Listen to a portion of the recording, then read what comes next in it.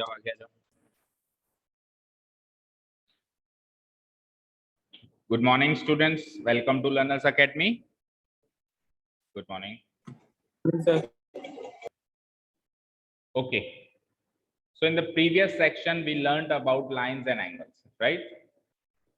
अब lines और angles की मदद से ही तो triangles बनते हैं।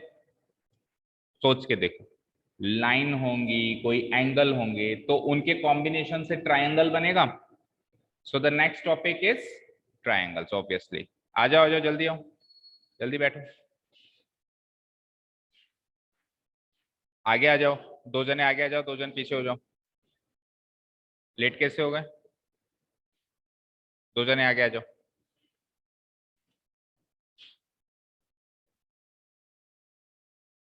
आप उस दिन बात करके गए थे ना आप आपके साथ आए ना? ठीक है, ओके। जल्दी से निकालो नोटबुक, हेडिंग डालो ट्रायंगल्स, चैप्टर नंबर 7।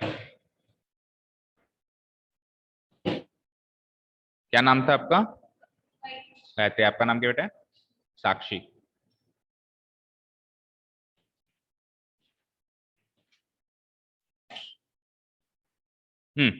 तो प्रीवियस क्लास में हमने लाइंस एंड एंगल्स के बारे में सीखा था।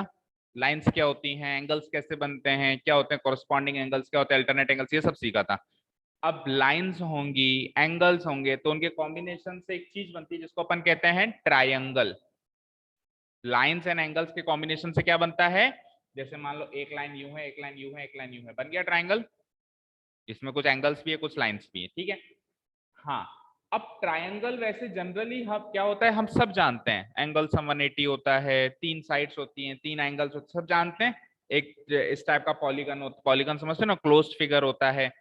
तो इस क्लास 9th में, उधर रख दो बेटा बैक्स, उस क्लास 9th के अंदर हमको ट्रायंगल्स क्यों सिखा रही हैं? एक बार सोचो, क्लास 9th हम तो बड़े हो गए ना, अब हमको छोटी मोटी चीजें क्यों सिखाई जा रही है? ट्रायंगल तो 6th में आ जाता है, 7th में आ जाता है, नहीं आता है। हमको क्लास 9th में क्यों सिखाया जा रहा है? एक्चुअली यहाँ पे ट्रायंगल्स के पीछे जो कॉन्सेप्ट सिखाया जाएगा उसको कहते हैं कॉन्ग्रुएंसी। क्या कहते हैं? कॉन्ग्रुएंसी। लिख के बताऊं? CONGRUENCY, congruency. कॉन्ग्रुएंस या कॉन्ग्रुएंसी, समान या समानता, बराबरी या बराबर या बराबरी, ठीक है ना। Congruency of triangles. तो कहने के लिए चैप्टर का नाम ट्रायंगल्स है, बाकी बात तो हर जगह कॉन्ग्रुएंसी ऑफ ट्रायंगल्स की करेगी। तो एक्चुअली हमको इस टॉपिक, इस चैप्टर में क्लास 9th में सीखना क्या है? क्या सीखना है? ट्रायंगल्स होना सीखना है। सीखा हुआ है ट्रायंगल्स तो जानते ही हो। क्या सीखना है? Congruency of triangles. अब सिंपल वे में, बिल्कुल इजी लैंग्वेज में बात करते हैं। सर ये कॉन्ग्रुएंसी क्या चीज है? Congruency means equality. क्या? इक्वालिटी। अब इक्वालिटी है तो सर इक्वालिटी बोलो ना, इतना बड़ा वर्ड क्यों बोल रहे हो? ये सारे क्वेश्चन आपके माइंड में आ रहे होंगे। सर कॉन्ग्रुएंसी का मतलब इक्वालिटी है, तो इक्वालिटी बोलो ना। ये नया वर्ड क्यों इंट्रोड्यूस किया? जरूरत थी इसकी यूज करने की। सुनो ध्यान से, मैं कह सकता हूं x बराबर y, मतलब x एक वैल्यू है, y एक वैल्यू है, दोनों वैल्यू इक्वल है। मैं क्या कह सकता हूं? x एंड y में इक्वालिटी है, x इक्वल टू y है, कह सकता हूं। लेकिन मैं क्या ये कह सकता हूं ट्राइंगल एबीसी इक्वल है ट्राइंगल पीक्यूआर के? कहने में बड़ा कह तो दूंगा, लेकिन अजीब लगेगा ना यार। ट्राइंगल कैसे इक्वल है? भाई वैल्यू इक्वल होती है। तो ट्राइंगल इक्वल नहीं होते तो कोई बात नहीं, कॉन्ग्रुएंट होते हैं। क्या होते हैं? तो जब किसी वैल्यू को हम इक्वल कहते हैं, उसी इक्वालिटी को वैल्यू से हटा के किसी फिगर पे ले जाते हैं, लाइक ट्राइंगल पे ले गए, स्क्वायर पे ले गए, तो वो इक्वालिटी वर्ड कन्वर्ट होके क्या बन जाता है? क्या बन जाता है? कॉन्ग्रुएंसी। ठीक है। तो मैं नहीं कह सकता यार, मैं कह सकता हूं यार ये एबीसीडी रेक्टेंगल जो है पीक्यूआरएस रेक्टेंगल के बराबर है, थोड़ा अजीब लगेगा कहने में। मैं कहूंगा कॉन्ग्रुएंट है। बात वही है कि इक्वल है, बात वही है कि इक्वल है, लेकिन फिगर्स की बात हो रही है, कुछ फिगर्स की बात हो रही है ना, ज्योमेट्रिकल फिगर्स की बात हो रही है, तो वहां पे इसलिए इक्वालिटी वर्ड ना यूज करके क्या यूज करते हैं हम? कॉन्ग्रुएंसी। अच्छा, कोई भी फिगर ले लो, कोई भी, जैसे मान लो मैंने ट्राइंगल ही ले लिया, एनी फिगर, इसके दो एस्पेक्ट्स होते हैं, एक होता है शेप, एक होता है साइज, राइट। जैसे मैंने फिगर ले लिया ये, मैं कहूँ उसका शेप क्या है, आपको अगर ट्रायंगुलर शेप है, मैंने ये फिगर ले लिया ये, मैंने कहा इसका शेप क्या है बेटा, आप कहोगे रेक्टेंगुलर शेप। अब मेरे को उसकी साइज बताओ, साइज में कुछ भी आ सकता है, साइज में इसकी ये साइड भी आ सकती है, ये साइड भी आ सकती है, इसका एरिया भी आ सकता है। मान लो ये 100 स्क्वायर सेंटीमीटर है, इसकी साइज हो गई, है ना। बड़ा होगा तो बड़ा एरिया होगा, मान लो बड़ा ट्रायंगल ले लिया मैंने, तो अब इसकी 200 या 300 स्क्वायर सेंटीमीटर साइड हो गई। अब देखो ये दोनों फिगर शेप वाइज तो सेम है, लेकिन साइज वाइज अलग अलग है। मिनी पैक, फैमिली पैक, ये मिनी पैक, ये फैमिली पैक, बड़ा पैक। समझ रहे हो, जैसे आइसक्रीम खरीदते हैं अपन, आइसक्रीम खरीदते हो ना, एक 10 रुपए वाला कौन है, एक 20 रुपए वाला कौन, शेप तो सेम ही रहती है, क्या डिफरेंट रहता है, साइज, ये छोटा ये बड़ा। बसंत बहार के कुल्फी खाने जाते हैं, देता है ना 10 वाली 20 वाली, शेप तो सबकी सेम ही रखता है, रखता है नहीं रखता है, क्या डिफरेंट करता है वहां पे, वो साइज। तो हर एक ऑब्जेक्ट, हर एक फिगर के दो एस्पेक्ट्स होते नहीं होते हैं, एक होता है शेप, एक होता है साइज।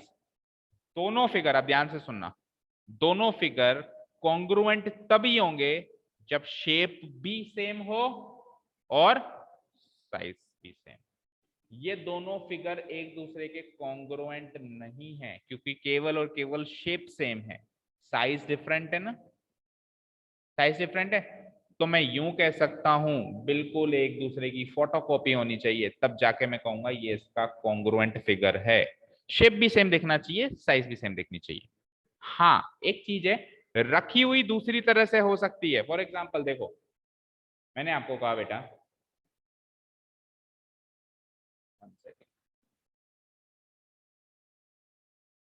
मैंने आपको कहा कि ये ट्राइंगल और ये ट्राइंगल क्या कॉन्ग्रुएंट है क्या, आप कहोगे सर शेप भी सेम है और साइज भी सेम दिख रही है। मान लो कि साइज सेम ही, हल्की सी सेम नहीं दिख रही है, पर मान ले सेम, आप कहोगे हाँ सर कॉन्ग्रुएंट है। आप क्या कह दोगे, कॉन्ग्रुएंट। अब बताना, मैंने कहा ये फिगर और ये फिगर क्या कॉन्ग्रुएंट है क्या,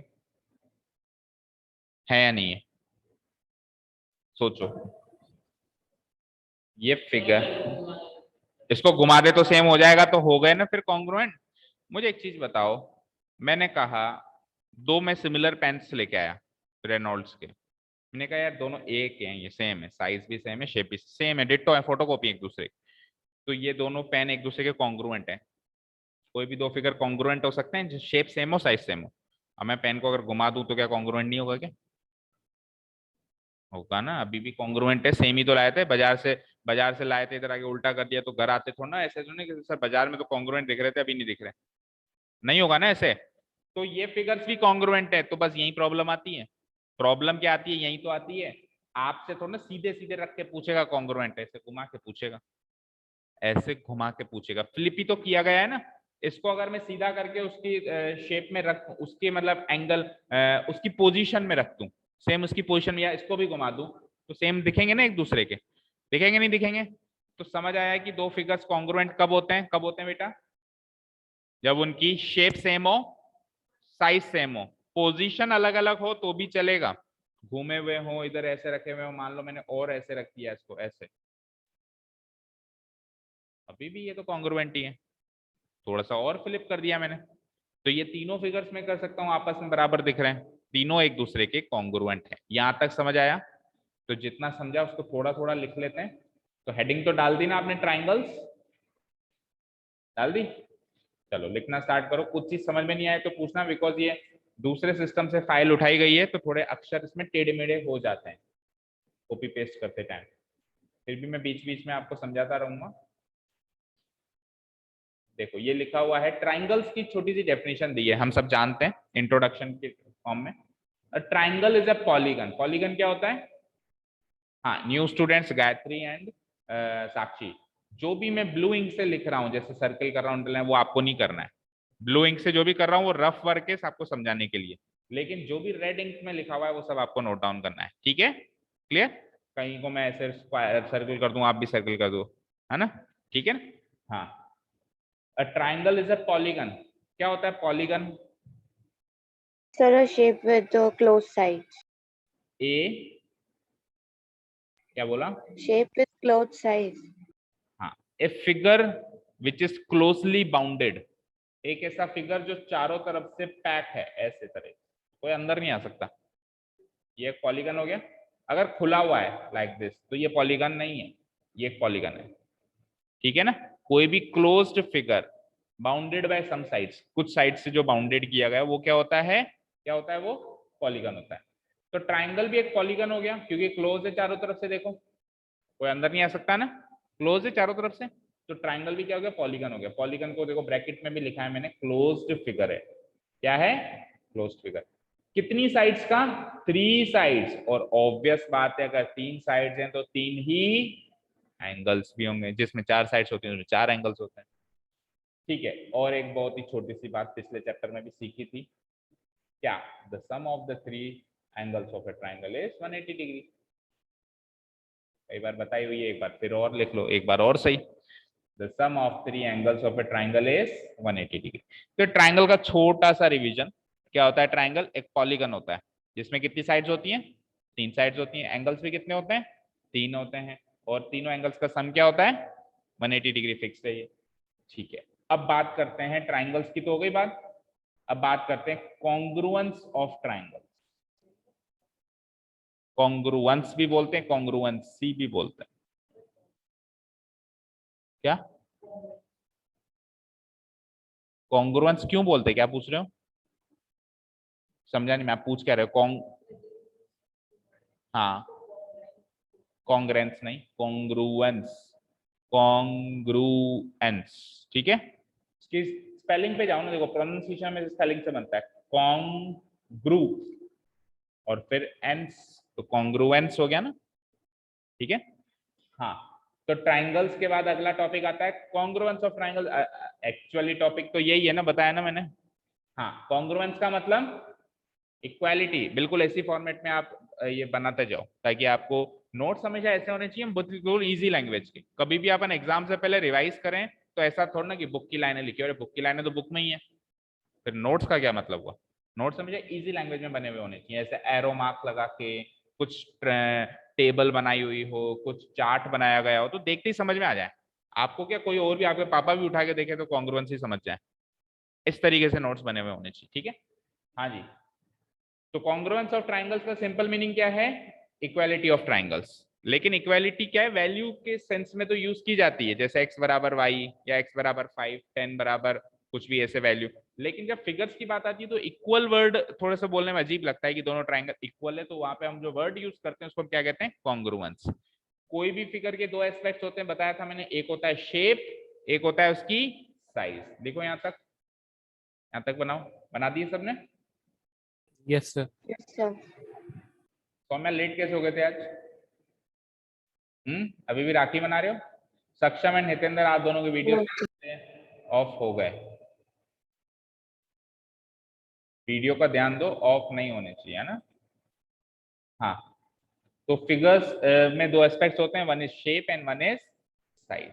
अच्छा जी, अब मैं इंट्रोड्यूस कर रहा हूं कॉन्ग्रुएंसी। देखो, 2 और मोर figures are congruent.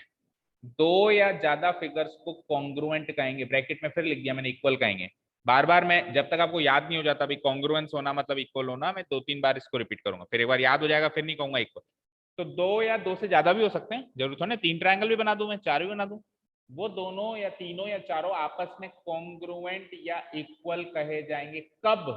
If there shape and size are same. Shape and size same होनी चाहिए। लिखो, कोई वर्ड, कोई स्पेलिंग समझ नहीं आया तो please ask. 2 or more figures are congruent if their shape and size are same.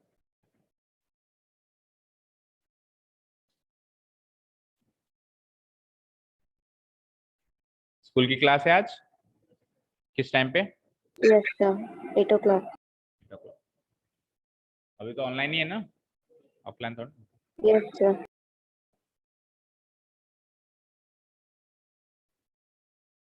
ठीक है। अब 2 या 2 से ज्यादा फिगर कॉन्ग्रुएंट कब होंगे? जब शेप एंड साइज सेम है। सिमिलरली दो या दो से ट्राइंगल्स कॉन्ग्रुएंट कब होंगे? जब उन दोनों ट्राइंगल की शेप और साइज सेम है। भी किसी भी फिगर की बात कर रहे हो ना, तो उन फिगरों में ट्राइंगल्स भी तो आते हैं। तो अगर कोई से भी दो फिगर कॉन्ग्रुएंट कहलाएंगे अगर शेप और साइज सेम है, तो कोई से भी ट्राइंगल भी कॉन्ग्रुएंट कहलाएंगे, are said to be congruent या equal if there shape and size are same. अब ट्राइंगल के केस में मैंने फिर रीडिफाइन कर दिया, ट्राइंगल के शेप का मतलब हो गया उसके एंगलों से। ट्राइंगल का शेप किससे बनता है? एंगल से बनता है।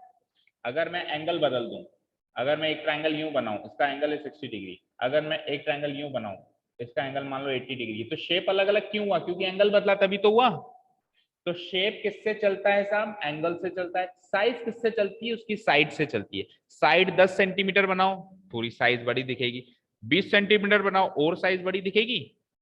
दिखेगी नहीं दिखेगी? आप एंगल तो मान लो, सपोज करो एंगल तो आप कुछ भी ले लो, साइज आपने छोटी रखी, तो क्या एंगल से साइज चलती है? नहीं। साइज किससे चलती है? साइड से। जो ट्राइंगल की साइड्स होती है ना, देखो ये भी सेम शेप का है, ये भी सेम शेप का है, पर इसकी साइज बड़ी क्यों है पता है? इसकी साइड्स बड़ी है। इसकी साइड 1 सेंटीमीटर की है, इसकी करीब 2.5 सेंटीमीटर की। इसकी ये वाली साइड मान लो 1.5 है, इसकी ये वाली साइड मान लो 3 सेंटीमीटर है। तो इसकी साइड्स इससे लंबी है ना, बड़ी है, तो साइड बड़ी हो जाएगी तो साइज बड़ी हो जाएगी। एंगल बड़े छोटे होंगे तो शेप बदलेगी। समझ में आया? क्लियर? यहां तक लिख लिया? Yes, sir. चलो अब जितना सीखा उसको एक एग्जांपल से समझते हैं। Let us take an example. Example लेंगे, ये दो फिगर्स बना लो आप। सेम कोशिश करना सेम दिखे, एक दूसरे की फोटोकॉपी दिखे, है ना? रह गया क्या कुछ? बताओ, बोल दिया करो, कोई प्रॉब्लम नहीं है।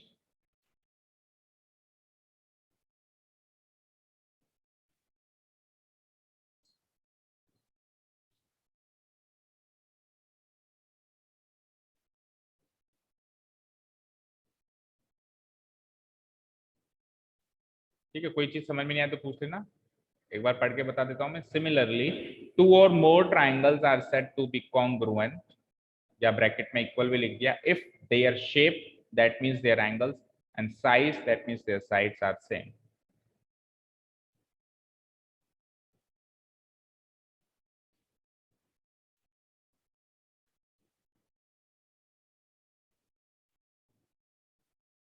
Late us take an example. आप दोनों मॉडल स्कूल से हो ना शायद? इमैनुअल, सारे इमैनुअल से हो टोटल? मिनी इमैनुअल खुल गया है मतलब हमारे यहाँ पे।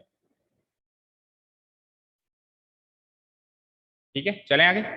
Late us take an example. ये दो फिगर्स बनाओ, कोशिश करना है कि एक दूसरे की फोटोकॉपी बने, तभी अच्छे से समझ आए। एक एबीसी, एक PQR, and all figures are to be made by pencil, है ना? कोई भी पेन से फिगर नहीं बनाएगा।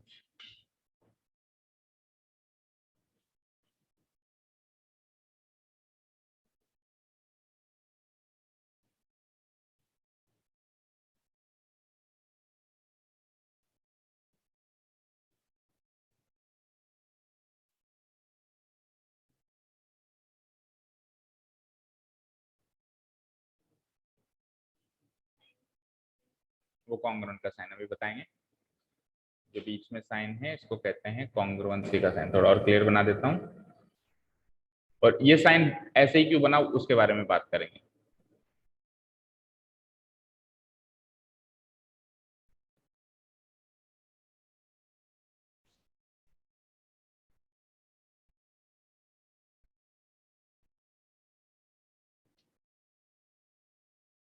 फिगर बन जाए तो प्लीज बता देना, तो फिर आगे की बात बताएंगे।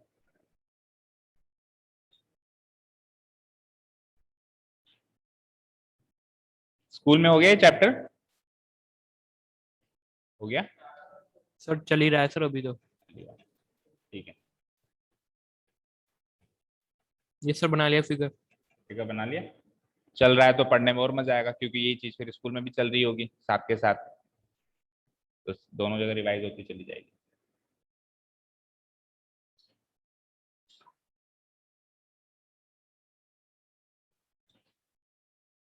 बन गया यहाँ पे सबका फिगर? Yes sir.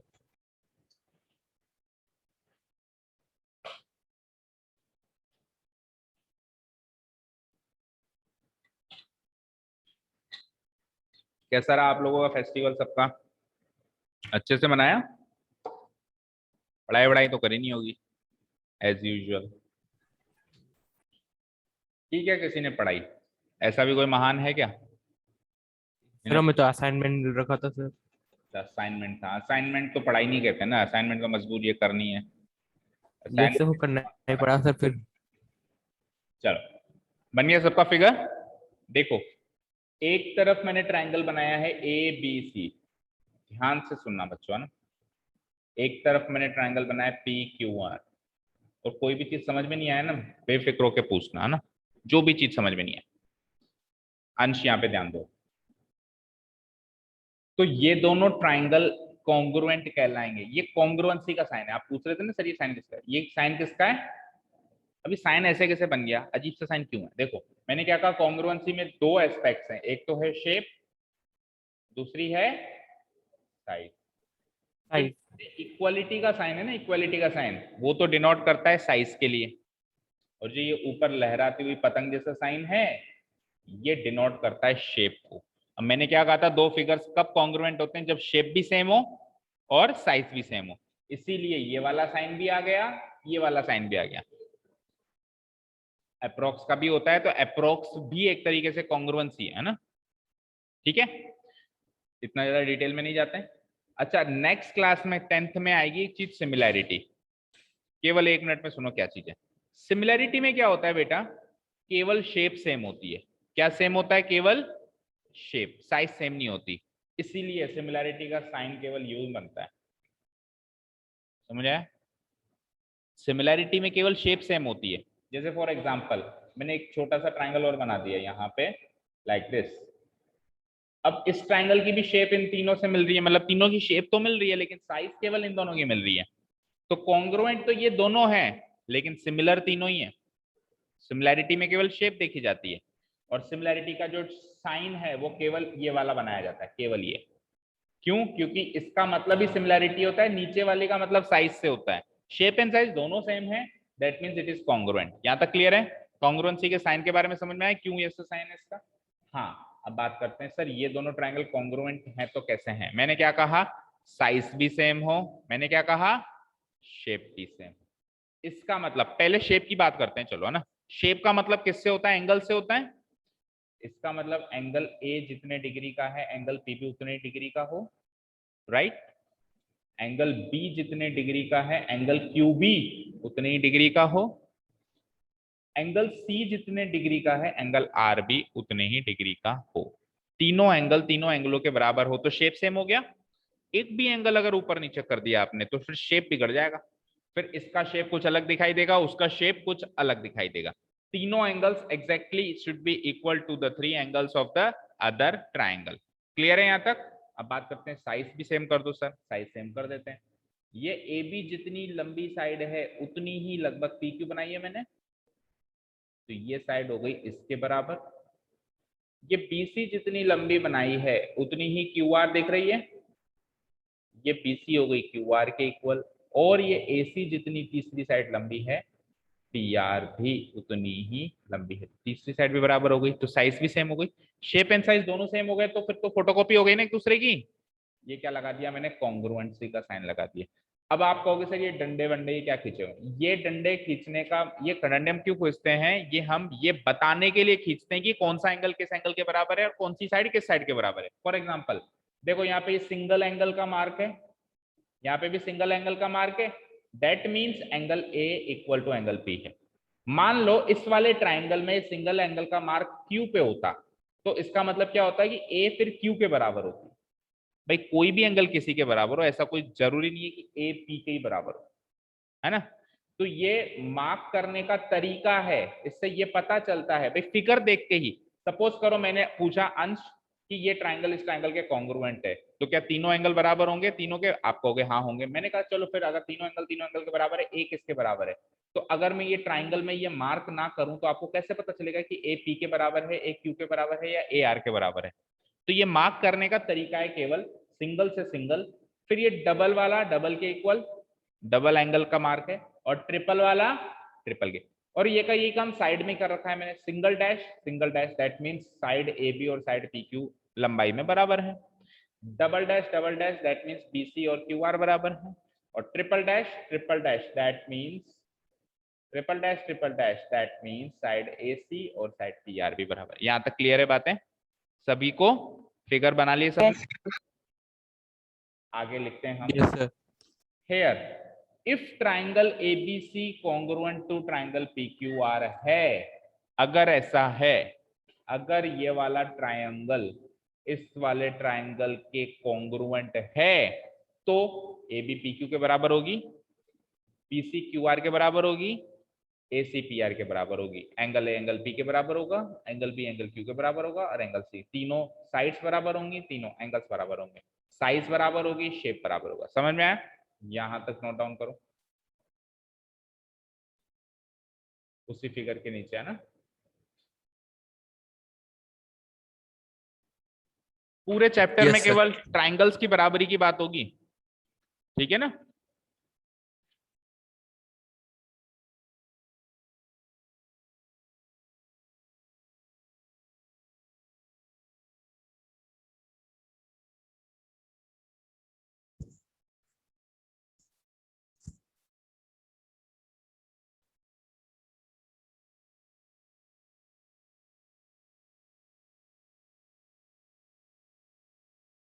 देख लिया बेटा? Yes Yes, sir. sir. आपको लग रहा होगा तो ये बड़ी सरल सी बात है, ये तो बड़ी इजी सी बात है कि दो ट्रायंगल कॉन्ग्रुएंट है तो तीनों साइड बराबर हो गई, तीनों एंगल बराबर हो गए। लेकिन एक्चुअली ये मैं आपको समझाने के लिए कह रहा हूँ, क्वेश्चंस में उल्टा होता है, क्वेश्चंस में ये चीजें देकर वो चीज प्रूव करवाता है ना, उल्टा करवाता है काम। आपको कुछ साइड्स दे देगा, कुछ एंगल्स दे देगा, आपको पहचानना है पहले तो बराबर है कि नहीं है, उससे आपको कुछ ट्रायंगल्स को कॉन्ग्रुएंट प्रूव करना है। इसीलिए वो क्वेश्चंस में जाते वो चीज डिफिकल्ट हो जाती है, या दूसरे शब्दों में कहूँ भयानक हो जाती है। कुछ बच्चों को भयानक भी लगती है, सर ये क्या चीजें आ गई, मैथ्स तो इसमें कहीं है ही नहीं। अब मैथ्स बेटा ऐसी चलेगी 9, 10, 11, 12, एनालिटिकल मैथ्स बोलते हैं इसको, एनालाइज करने वाली मैथ्स, कैलकुलेटिव मैथ्स कम है ना। कैलकुलेटिव मैथ्स भी थी 6 चैप्टर तक थी, अब 7th 8 9 10 4 चैप्टर तो बेटा पूरा एनालिटिकल है, थ्योरम ही थ्योरम, प्रूफ ही प्रूफ। ठीक है, कोशिश करूंगा मैं कि आपको इजी लैंग्वेज में समझाऊं, ताकि आपको भी ध्यान देना है। हो गया यहां तक? 10 वी कैन से दैट, क्या कह सकते हैं हम, 2 or more triangles are congruent if their corresponding sides and corresponding angles are equal। ये लिखो फिर इसकी बात करते हैं।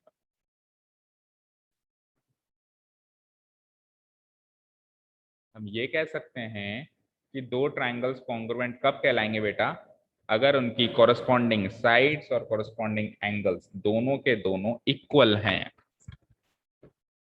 अब एक नया वर्ड और निकल के आ गया, कॉरस्पॉन्डिंग। पहले कॉन्ग्रुएंट निकल के आया था, कॉन्ग्रुएंसी। अब एक वापस एक नया वर्ड निकल के आया है, क्या क्या कहा है इसको, कॉरस्पॉन्डिंग। पता है किसी को उसका मीनिंग? कॉरस्पॉन्डिंग। बताओ क्या?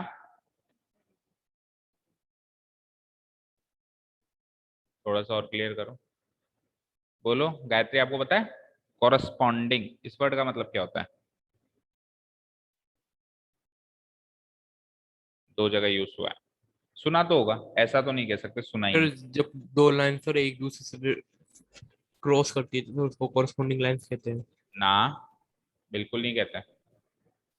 इंटरसेक्टिंग लाइंस करते हैं, कहते हैं अगर एक दूसरे को क्रॉस कर रही है एक पॉइंट पे, तो बहुत सारे पॉइंट्स पे क्रॉस कर रही है तो हाँ, इक्वल, इक्वल व्हाट, हाँ पैरेलल लाइंस ना। अरे एंगल्स भी तो हो रहे हैं कॉरस्पॉन्डिंग, जरूरी थोड़ा कि लाइंस ही हो। आप कॉरस्पॉन्डिंग वर्ड को लाइन से क्यों रिलेट कर रहे हो?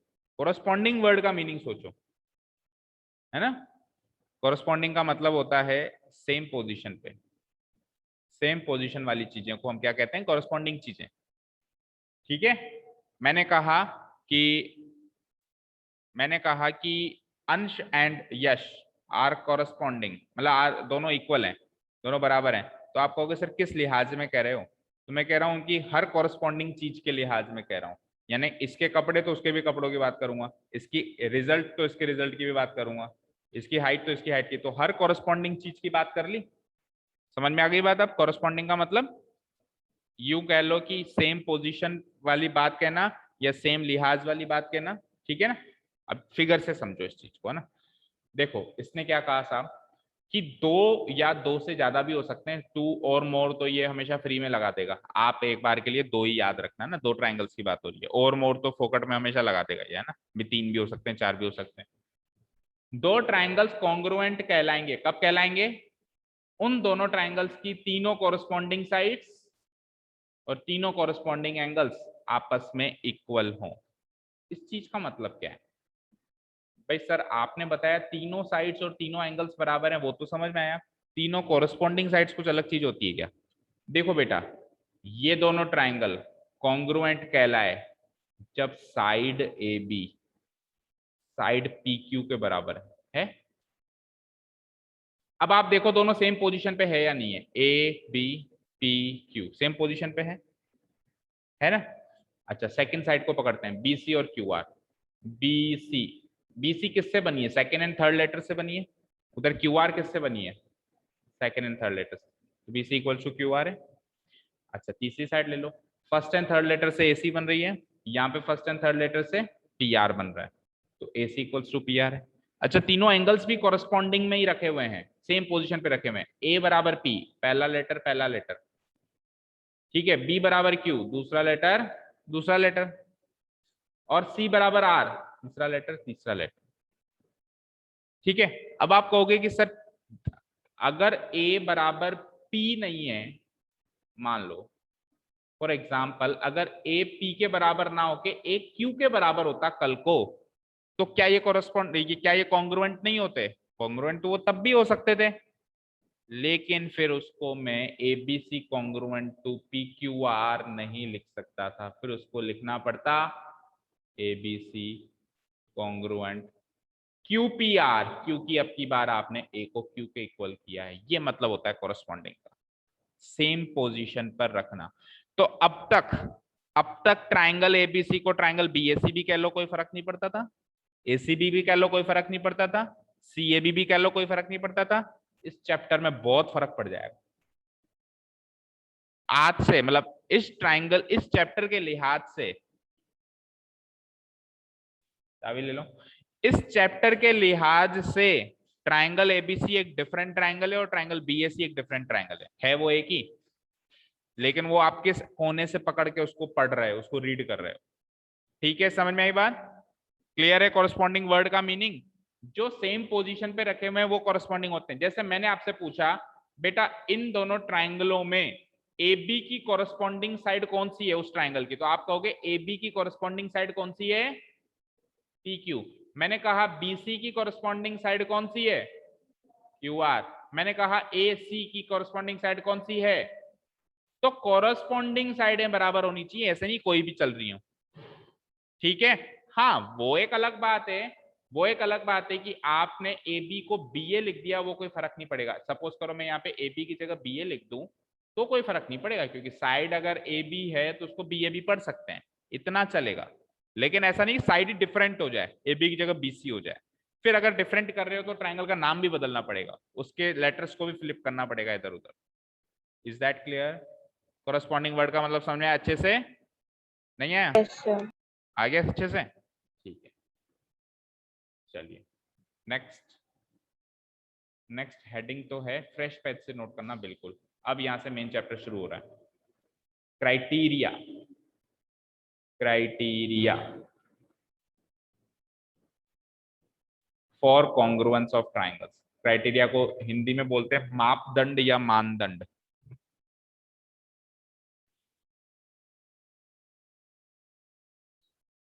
लिखो एक बार, टाइम क्या हो गया देखो, आज की क्लास में कवर कर पाएंगे क्या? 7:31 हो गए, 8 o'clock है ना क्लास, पूरे नहीं कर पाओगे शायद। चलो लिखो तो सही, जितने होंगे उतने करेंगे आज, है ना।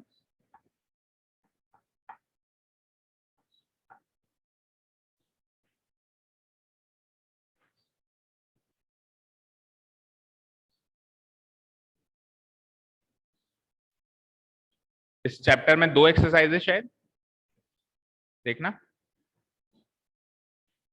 7.1 एंड 7.2।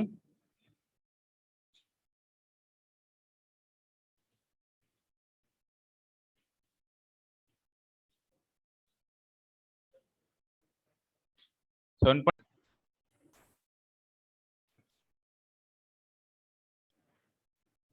ओके। तो बच्चों नेक्स्ट टॉपिक है criteria for congruence of triangles. Criteria का मतलब वैसे मैंने लिख दिया है मापदंड।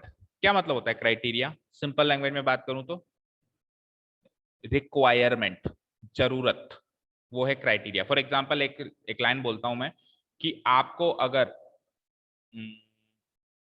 इस कॉलेज में एडमिशन लेना है तो यहाँ का क्राइटेरिया सेट किया गया है कि आपकी 12th में 80% होनी चाहिए, यानी उनकी रिक्वायरमेंट हो गई। और दूसरे क्राइटेरिया भी हैं साहब, आपकी एज 18 अबव होनी चाहिए, दूसरा क्राइटेरिया हो गया। तीसरा क्राइटेरिया, आप राजस्थान के निवासी होने चाहिए, अदर स्टेट के हम एडमिशन नहीं लेंगे, ये तीसरा क्राइटेरिया हो गया। ऐसे कुछ भी क्राइटेरिया सेट कर सकते हैं ना अपन। भाई आपने स्कूल, यस सर। चलो अभी आप तो 9th क्लास में ही हो, आपका ये इस चीजों से पाला नहीं पड़ा होगा, अभी 10th के बाद पाले पढ़ने शुरू होंगे, स्कूल्स में एडमिशन लोगे, नए स्कूल्स में लोगे या नए कॉलेज में एडमिशन लोगे, तो धीरे धीरे क्राइटेरिया वहां के समझ में आएंगे, है ना। तो क्राइटेरिया का मतलब मापदंड या रिक्वायरमेंट या जरूरत, है ना। तो फिर criteria for congruence of triangle का क्या मतलब हो गया? इस कॉन्सेप्ट का मतलब क्या हो गया? भी दो ट्राइंगल को अगर कॉन्ग्रुएंट बनाना है तो क्या क्या जरूरतें हैं उनको इक्वल बनाने की या कॉन्ग्रुएंट बनाने की। अभी जो हमने पहले सीखा उसमें हमने शुरू से ही ट्राइंगल को कॉन्ग्रुएंट मान लिया। देखो, ट्राइंगल को कॉन्ग्रुएंट मान लिया तो वहां से रिजल्ट क्या क्या निकल के आए? साइडें तीनों बराबर निकल के आई कोरस्पॉन्डिंग, और तीनों एंगल भी कोरस्पॉन्डिंग इक्वल बराबर निकल के आए। अब क्या कह रहा हूं मैं, ट्राइंगल कॉन्ग्रुएंट दे नहीं रहा हूं, पूछ रहा हूं कि अगर ट्राइंगल को कॉन्ग्रुएंट करना है तो क्या क्या रिक्वायरमेंट होनी चाहिए। तो आप क्या कहोगे भाई? एक जनरल स्टूडेंट क्या कहेगा कि सर ऊपर आपने कहा कि दो ट्राइंगल कॉन्ग्रुएंट अगर हैं, इफ दे आर कॉन्ग्रुएंट, तो ये 3 और ये 3 6 रिजल्ट है। तो फिर अगर ट्राइंगल को कॉन्ग्रुएंट करना है तो ये 3 और 3 6 चीजें गिवन दे दो। भाई लॉजिकल बात क्या कहती है कि अगर वो चीज गिवन है तो ये रिजल्ट है। अब मैं कह रहा हूं कि नहीं, ट्राइंगल को कॉन्ग्रुएंट करना है, बताओ क्या क्या जरूरत है। आप कहोगे सर ये 3 और ये 3 इक्वल कर दो, ट्राइंगल कॉन्ग्रुएंट हो जाएंगे। उल्टा कर दो ना भाई, ये इफ हो जाएगा तो वो देन हो जाएगा। जैसे ये इफ है तो ये देन है, मतलब ये कॉस है और ये रिजल्ट है। तो अगर इसको कॉस बना दे, कारण बना दे, तो वो रिजल्ट बनता है। ठीक है, लेकिन ऐसा नहीं है। सुनो ध्यान से, ट्रायंगल अगर कॉन्ग्रुएंट हैं तो बेशक 6 रिजल्ट निकल के आएंगे, कोई नहीं इसको जुटला सकता, आएंगे। लेकिन ट्रायंगलों को अगर कॉन्ग्रुएंट करना है तो 6 चीजों की जरूरत नहीं पड़ती है, केवल 3 चीजों से काम चल जाता है। इन 6 में से ही होंगी वो 3 भी, इन 6 में से किन्हीं भी 3 चीजों से काम चल जाता है। वो 3 चीजें जो होती हैं साइड और एंगलों के कॉम्बिनेशन से बनती हैं। जैसे 2 साइड और 1 एंगल ले लिया, तीनों ही साइड ले ली, 1 एंगल 2 साइड ले ली, तीनों ही एंगल ले लिए। इस तरीके से कॉम्बिनेशन से कुछ क्राइटेरिया सेट किए गए हैं। समझ में आया? टॉपिक का मतलब समझ में आया? ट्राइंगलों को कॉन्ग्रुएंट करना है तो जरूरी नहीं है साहब 6 की 6 चीजें दो, भाई तीनों साइड इक्वल एंड तीनों एंगल इक्वल दो। इन 6 में से कुछ कॉम्बिनेशन अभी मैं बताऊंगा। ऐसा नहीं कि कोई सी भी 3 ले लो, सर मेरी मर्जी है मैं तीनों एंगल ले लूं, नहीं, उससे नहीं होगा। जो क्राइटेरिया मैं बताऊंगा अभी बुक में दिए हुए हैं वही क्राइटेरिया याद रखने, लेकिन वो क्राइटेरिया 3 चीजों से बने हुए होंगे, साइडों से और एंगलों से बने हुए होंगे, और इन 6 में से ही कुछ ना कुछ होंगे। इस हिसाब से पहला क्राइटेरिया है साइड साइड साइड, SSS। अच्छा, क्राइटेरिया एक प्लूरल वर्ड है, याद रखना, इसका सिंगुलर वर्ड होता है क्राइटेरियन। जैसे बॉयज का बॉय होता है, जैसे बॉयज प्लूरल है, सिंगुलर में क्या होगा? क्या होगा सिंगुलर में? बॉय। तो क्राइटेरिया प्लूरल वर्ड है, एक से ज्यादा क्राइटेरियन की बात करूंगा, मापदंड की जरूरत की बात करूंगा तो क्या वर्ड लिखूंगा? क्राइटेरिया। जैसे सिंगल बात करूंगा तो क्या लिखूंगा? अब ये पहला क्राइटेरिया है तो एक ही क्राइटेरिया है ना, तो इसको मैं क्राइटेरिया ना बोल के क्या कहूंगा? आप ही में सुनिए, तीसरा ही वर्ड कहां से आ गया?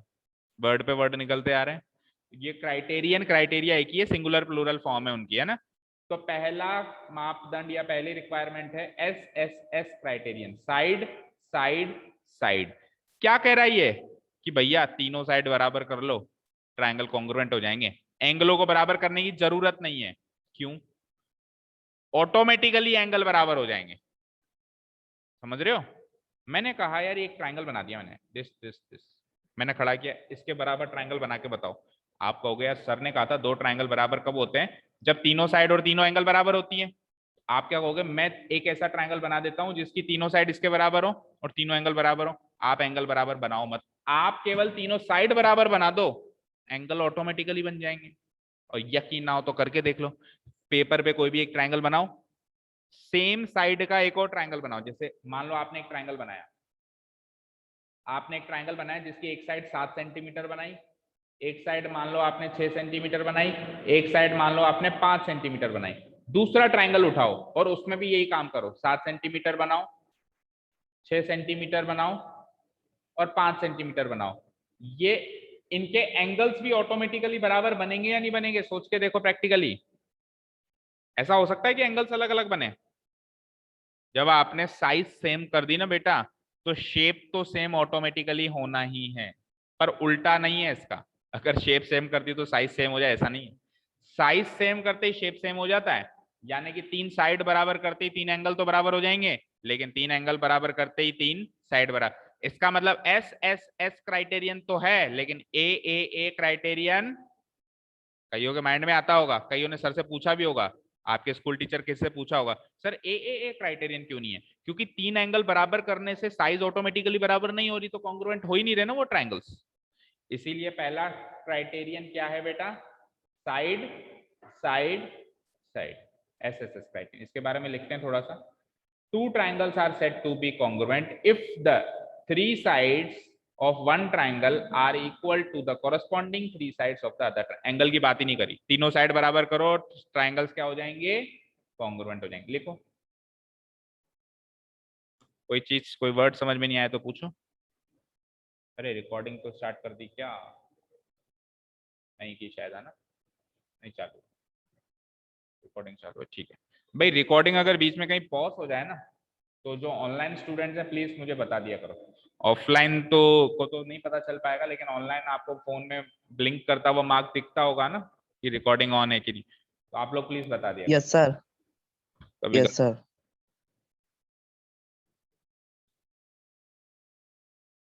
लिखो,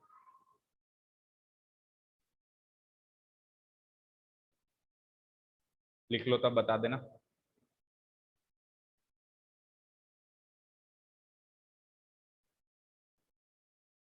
तो टोटल 5 क्राइटेरिया सीखेंगे अपन, है ना? आपके चैप्टर में होते भी 5 ही हैं, पूरे सीखेंगे। लेकिन आपकी बुक में पता है क्या है, किस तरह से दिया हुआ है? जैसे 2 क्राइटेरियन तो एक एक्सरसाइज में दे दिए, फिर 2 अगले एक्सरसाइज में दे दिए, फिर एक RHS आता है वो तीसरी में दे दिया। अपन पांचों एक साथ ही सीख लेंगे और फिर दड़ादड़ एक्सरसाइज करेंगे, ठीक है ना? अपन पांचों एक साथ ही एक ही पेज, मतलब एक ही जगह पे लिखेंगे, है ना? अलग अलग नहीं लिखेंगे। लिख लिया? शॉर्ट में क्या बोलते हैं इसको, SSS क्राइटेरियन, है ना? इसका फिगर बना लो, 2 ट्राइंगल्स बनाओ, तीनों साइड के बराबर कर दो। शॉर्ट में बना दो जल्दी से, ABC PQR। एक बार स्क्रॉल अप करना। स्क्रॉल अप, देखो हर एक क्राइटेरियन को अपन फिगर बना के समझाएंगे, है ना?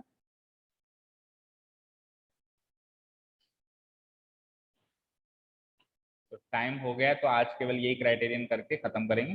बाकी के 4 क्राइटेरियन कल, और कल की क्लास में सारा थ्योरेटिकल पोर्शन खत्म करेंगे, ताकि परसों से हम एक्सरसाइज एनी हाउ शुरू करें। एंड कल प्लीज थोड़ा टाइम पे आना, आज आप सब लोग लेट थे। हाँ, ट्राइंगल ABC, ट्राइंगल PQR।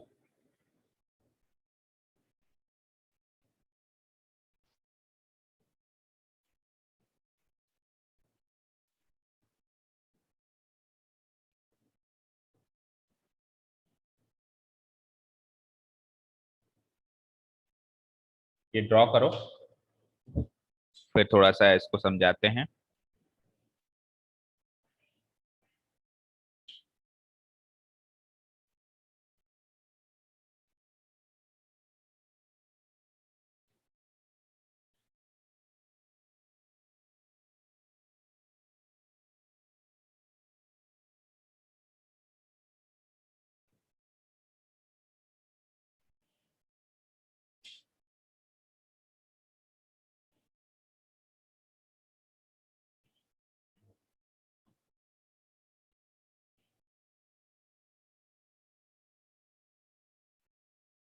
हो गया यहाँ तक? सबका हो गया नोट डाउन? Yes, sir. देखो बच्चों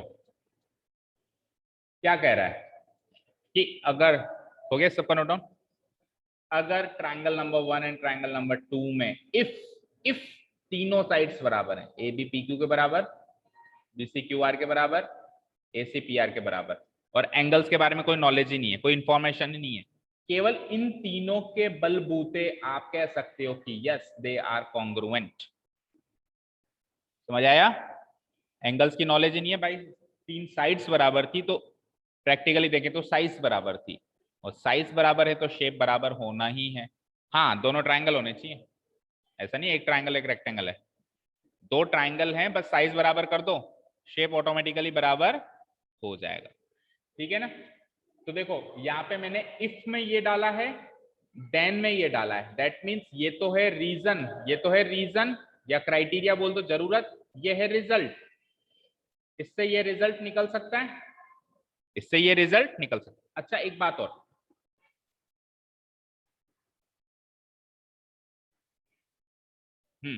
अगर अपने को तीनों साइड बराबर हैं तो उससे अपन ने ये रिजल्ट निकाल लिया। अब एक बार ये रिजल्ट निकल गया ना, निकल गया ना ये रिजल्ट, तो इस रिजल्ट से अब ये भी रिजल्ट निकाल सकते हो कि एंगल ए एंगल पी के बराबर है, एंगल बी एंगल क्यू के बराबर है, एंगल सी एंगल आर के बराबर है। भाई एक बार ट्रायंगल कॉन्ग्रुएंट प्रूव हो गए तो अब तो सारी चीजों के बराबर वापस ले सकते हो ना एज ए रिजल्ट। कई बार क्या होता है, देखो बेटा मुझे ये वाली चीज यूज करनी है कि एंगल बी और एंगल क्यू बराबर है, फॉर एग्जाम्पल मुझे ये वाली चीज कहीं ना कहीं यूज करनी पड़ रही है क्वेश्चन में, मेरे को डायरेक्टली गिवन नहीं है, मुझे क्या गिवन है कि तीनों साइड इक्वल है। मैं क्या करूंगा, तीनों साइड इक्वल गिवन हो वाली इंफॉर्मेशन से पहले ये चीज प्रूव करूंगा, ये चीज प्रूव हो गई, इससे ये चीज प्रूव कर दूंगा कि एंगल बी एंगल क्यू के बराबर है। ये सारी चीजें आपको बार बार बहुत सारे क्वेश्चंस में करनी पड़ेंगी। आपको प्रूव तो एंगल इक्वल करना है लेकिन साइड इक्वल गिवन है, आप साइडों से पहले ट्रायंगल कॉन्ग्रुएंट प्रूव कर दो। एक बार ट्रायंगल कॉन्ग्रुएंट प्रूव हो गया, अब तो तीनों साइड तीनों एंगल बराबर होंगे, कॉरेस्पॉन्डिंग होने चाहिए, बस कॉरेस्पॉन्डिंग का मतलब सेम पोजीशन पे। देखो अभी भी मैंने सेम पोजीशन पे ही लिए हैं, A B P Q same position पे हैं, है कि नहीं है? B C Q R same position पे हैं, कॉरेस्पॉन्डिंग होनी चाहिए हर हाल में। A C P R same position पे हैं। समझ आया? ठीक है, सपोज करो, अब आप बताना मुझे ना, मैंने लिखा ए बी बराबर पी क्यू, मैं फिगर ना भी बनाऊं ना तो भी आप बता सकते हो कौन सा ट्रायंगल किसके कॉन्ग्रुएंट है ना, अगर आपको एक बार पकड़ आ गई चीज की। ए बी बराबर पी क्यू है, बी सी बराबर पी आर है, बी सी बराबर पी आर है, तीसरी साइड कौन सी बची? ए बी बी सी ए सी, इधर तीसरी साइड कौन सी बची? P Q P are and Q R. मुझे बताओ ट्रायंगल तो कॉन्ग्रुएंट होंगे क्योंकि तीन साइड के बराबर हो गए, एसएसएस क्राइटेरियन से हो जाएंगे, लेकिन ट्रायंगल का नाम कैसे लिखोगे? कॉरेस्पॉन्डिंग वर्ड को यूज करके बताओ, कौन सा ट्रायंगल किसके कॉन्ग्रुएंट होगा? रीड करके बताओ। सर ए बी सी और पी क्यू आर। देखो क्या करो, पहला ट्रायंगल अपनी मर्जी से लिखो, इधर एबीसी वाले चल रहे हैं, इधर पीक्यूआर वाले चल रहे हैं, पहला ट्रायंगल तो अपनी मर्जी से लिख दो, चाहो तो एबीसी लिख दो, मन में आ रहा है पहले बीएससी लिख दो, मन में आ रहा है पहले एसी भी लिख, जो मन में आ रहा है लिख दो। तो एबीसी लिख दिया मैंने, लेकिन अब दूसरे ट्रायंगल को लिखने में आपकी मर्जी नहीं चलेगी, अब आपको ऊपर चेक करना पड़ेगा। एबी की सीध में पीक्यू है तो यहाँ पे पीक्यू लिखना पड़ेगा, लेकिन बीसी की सीध में क्या है? P R, P R. तो सपोज करो अगर मैं यहाँ पे आर लगा दूं तो बीसी के सीध में आ रहा है क्या पी आर? नहीं आ रहा है ना। तो अब बताओ इसका नाम कैसे लिखा जाए कि ऊपर वाले तीन चीजें सेटिस्फाई हो जाएं? क्या? QPR। नहीं मैं तो इसको नहीं चेंज, उस किसी भी एक को चेंज करो ना, उसको फिक्स करके उसको सर चेंज कर QPR लो। हो जाएगा। क्या लिखूं? QPR। QPR, very good Jitendra, QPR। अब देखो ध्यान से, AB बराबर किसके आ रहा है? तो QP और PQ तो एक ही है ना, ये चीज मैंने क्लियर करी थी कि साइड को उल्टा बोल सकते हो। BC बराबर PR आ रहा है देखो, और AC बराबर QR आ रहा है। तो इस तरीके से ट्राइंगल्स के नाम बदलने पड़ेंगे। अब इस हिसाब से एंगल भी बता दो, कौन सा एंगल किसके बराबर होगा? ए किसके बराबर होगा? PK। हाँ क्यू के बराबर, सॉरी ये तो गलत है ना, ये सही है। एंगल ए बराबर angle Q, angle B Q। बराबर angle Angle P। And angle C बराबर angle angle Angle R। R। ठीक है। तो ये इंपॉर्टेंस है कॉरस्पॉन्डिंग वर्ड का, ये कॉरस्पॉन्डिंग वर्ड का इंपॉर्टेंस है कि देखो मैं एबीसी को पीक्यूआर के कॉन्ग्रुएंट नहीं बोल सकता हूं, मैं एबीसी को क्यूपीआर के कॉन्ग्रुएंट बोल सकता हूं, जबकि पीक्यूआर और क्यूपीआर तो ट्रायंगल एक ही है, पर आप उसको बोलोगे कैसे, उसका नाम कैसे लोगे, उस पर फर्क पड़ेगा। समझ आया? काफी आज के लिए। क्या किया आज हमने, ट्राइंगल को रिवाइज किया, क्या होता है ट्राइंगल, फिर एक नया टॉपिक इंट्रोड्यूस किया आपकी लाइफ में। अब ये टॉपिक हमेशा चलेगा पूरे आपके मैथमेटिकल कैरियर में, इस साल इंट्रोड्यूस हो गया। क्या है टॉपिक का नाम, congruency of triangles. Congruency of triangles का मतलब क्या है, रिवाइज कर रहा हूं मैं सारी चीजें, साइज भी सेम हो, शेप भी सेम हो, कुल मिला के दो फिगर्स अगर एक दूसरे के फोटोकॉपी हैं, साइज और शेप में सेम है, तो वो दोनों कॉन्ग्रुएंट है। सिमिलरली दो ट्राइंगल्स अगर एक दूसरे के फोटोकॉपी हैं, साइज और शेप में सेम है, तो वो कॉन्ग्रुएंट है। साइज सेम होने का मतलब साइड्स की लंबाई सेम होनी चाहिए, शेप सेम होने का मतलब एंगल्स तीनों सेम होने चाहिए। फिर हमने क्राइटेरिया इंट्रोड्यूस किए, तो पहला क्राइटेरिया सीखा है अभी, एसएसएस। एसएसएस क्राइटेरियन ये कहता है कि भैया तीनों साइड के बराबर कर दो, दैट्स इट, और कुछ करने की जरूरत नहीं है, ट्राइंगल कॉन्ग्रुएंट ऑटोमेटिकली हो जाएंगे। दैट मींस शेप तो ऑटोमेटिकली इक्वल करना मेरे काम है, फिर वो कहेगा साइज मेरे अकॉर्डिंग सेम कर दो आप, शेप ऑटोमेटिक हो जाएगी। तो पहला क्राइटेरियन क्या था, साइड साइड साइड एसएसएस। दूसरा क्राइटेरियन ऐसे एसएएस आएगा, उसमें एक एंगल भी इंट्रोड्यूस होगा, वो कल से सीखेंगे। ठीक है, काफी आज के लिए। कोई डाउट, कोई क्वेरी, कोई भी चीज समझ में नहीं आई तो पूछ सकते हो। बोलो गायत्री, सब समझ में आया जितना भी सिखाया? हाँ साक्षी बेटा समझ आया? साक्षी कहाँ से आते हो बेटा, मतलब कौन से एरिया में रहते हो? दीनदयाल कॉलोनी। दोनों साथ में आओगे, अभी दोनों साथ में आए हो क्या? अच्छा, तो आप काई से आए हो, मतलब कोई छोड़ने आता है? आप साइकिल से आए हो, आप स्कूटी से आओगे, ठीक है। और आप दोनों साथ में आते ही हो, आप दोनों तो साथ में आते हो ना, ठीक है, ओके चलो।